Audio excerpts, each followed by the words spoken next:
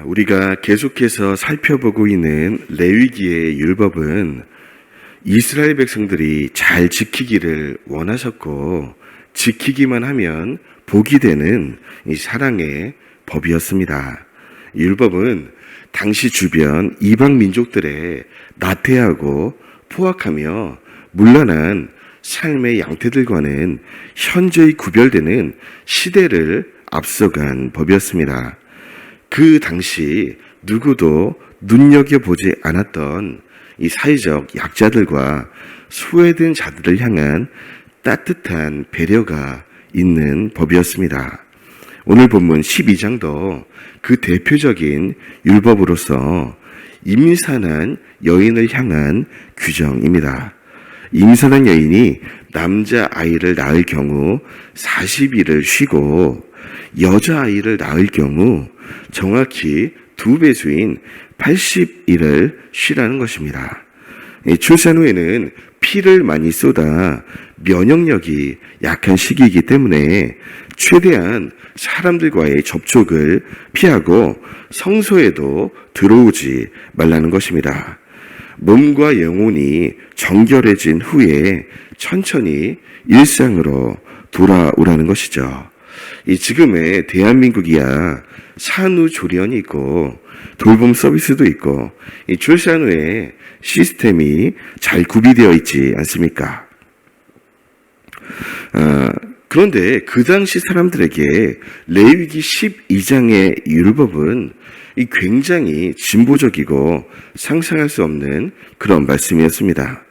그 당시 사람 수를 셀 때 여자와 아이들의 수는 세지 않을 정도로 이들을 향한 사회적 관심은 지극히 작았고 쉽게 말해서 사람 취급을 받지 못했습니다. 그때까지 갈 것도 없고 약 100년 전 우리 할아버지, 할머니 시대 때만 해도 임산한 여인이 쉼이 어디 있었습니까?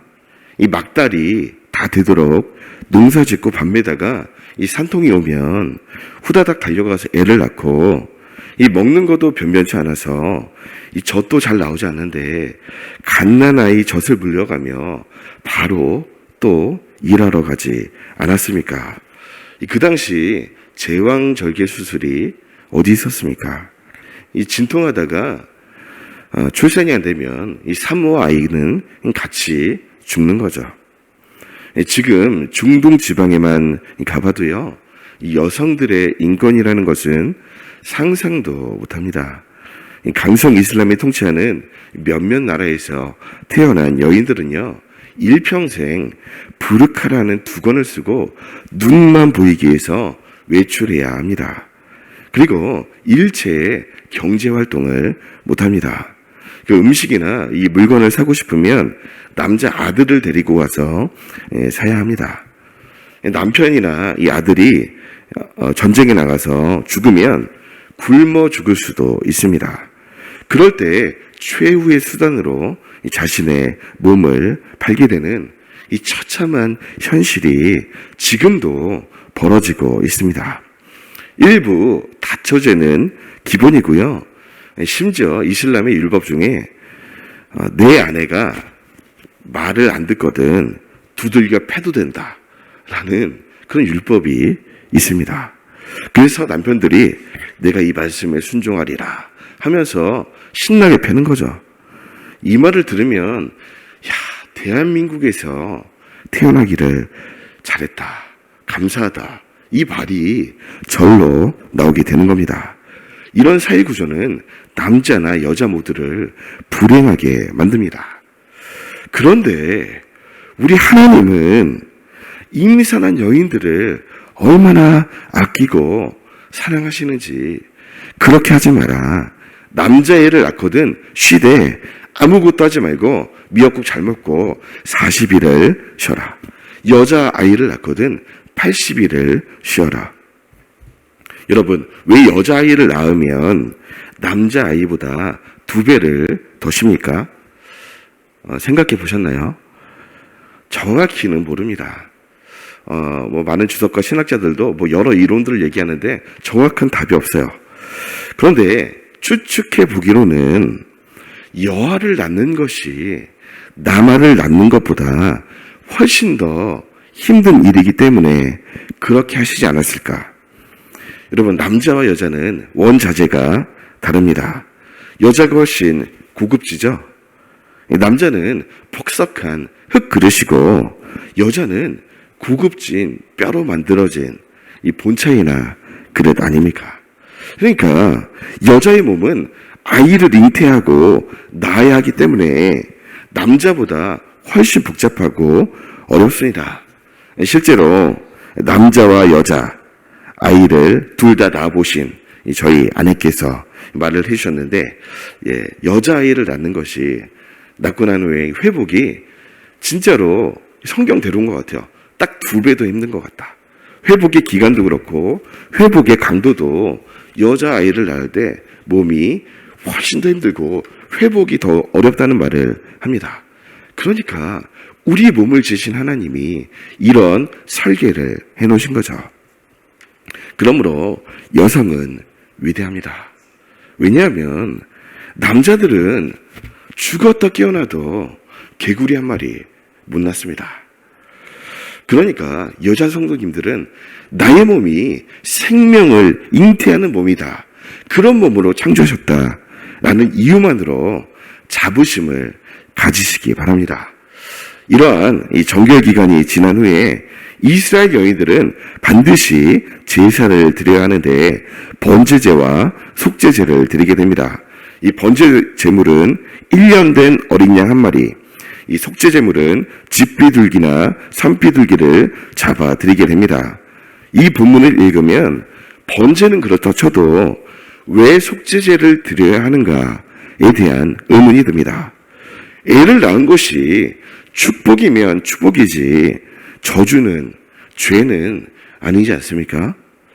많은 주석들과 신학자들도 이 부분에 대해서 난감해하고 명확한 답변을 내리지 못하고 있습니다. 저도 고민을 좀 해보다가 어찌 보면 속죄제를 드려야 하는 것이 맞을 수도 있겠다라는 생각이 들었습니다. 이 다윗이 밧세바와 범죄한 후에 회개하며 쓴 시편 51편 5절에 보면 이런 말씀이 있습니다. 내가 죄악 중에서 출생하였으며 어머니가 죄 중에서 나를 잉태하였나이다. 아담과 하와의 범죄 이후에 우리는 엄마 뱃속에서부터 원죄를 가지고 태어난다는 것입니다. 저도 애들을 키워보면서 느끼는 것이지만 세상에 난 놓고 기억자도 모르고 빨래집게 놓고 A자도 모르는 정말 이 무지한 아이들도 죄 지을 줄은 기가 막히게 안다는 겁니다.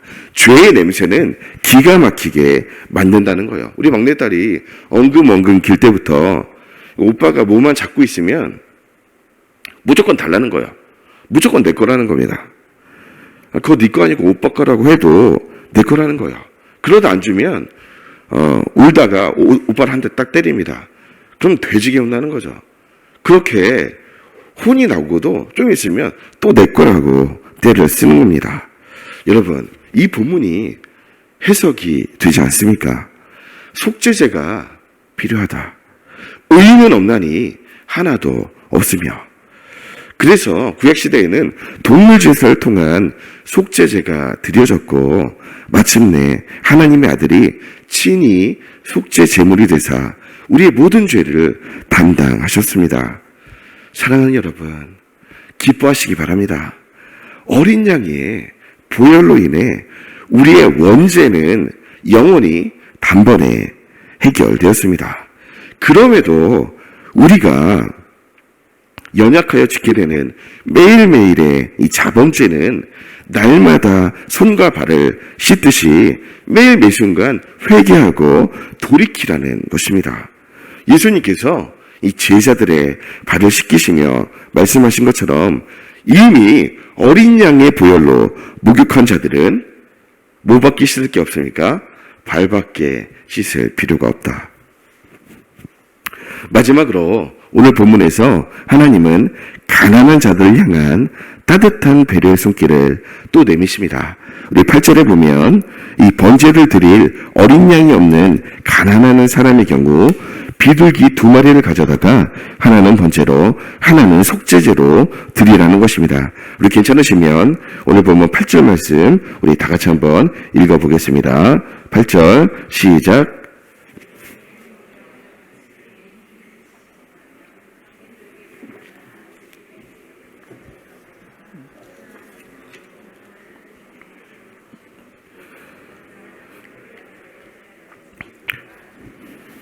그렇죠. 가난한 자들을 위해서 이렇게 배려의 법을 정해 놓으셨는데 이 말씀이 오늘 제 가슴을 울리는 것은요. 예수님이 태어나실 때 요셉과 마리아가 이 본문의 말씀을 적용했다는 것입니다. 예수님이 태어나신 지 8일 만에 할례를 시키고 정결기한 40이 차서 제사를 드리려고 하는데 세상에 요셉과 마리아가 어린 양을 살 돈이 없으니까 오늘 가난한 자들 위해 배려하신 이 율법, 이 본문 8절의 말씀대로 비둘기 2마리로 하나는 번제를 드리고 하나는 속죄제를 드리게 됩니다. 이 말씀을 정리하겠습니다. 예수님이 이렇게 가난한 가정에서 태어나서 가난하게 사셨습니다. 그러므로 우리도 좀 부족하게 삽시다. 예수님이 가난하고 어려운 자들의 친구가 되어주셨습니다. 우리도 가난하고 어려운 사람들의 친구가 되어줍시다. 예수님이 하늘 영광을 버리고 이 땅에 내려와 그분의 살과 피를 나누셨듯이 우리도 우리에게 주신 것을 내 것이라고 하지 않고 나누는 그런 사람들이 됩시다. 기도하겠습니다.